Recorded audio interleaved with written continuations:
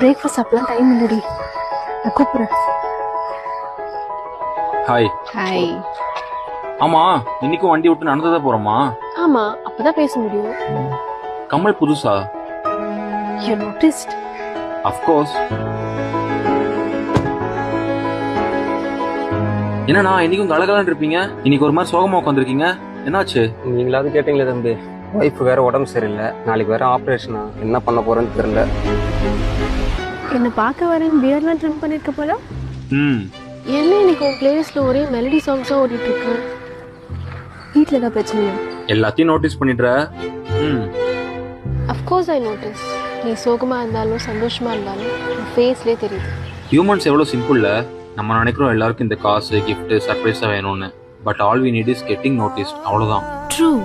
லைஃப்ல என்ன போயிட்டு இருந்தாலும் என்ன நடந்தாலும் if we just stop and notice things around us, life simple தானே தோணும்ல.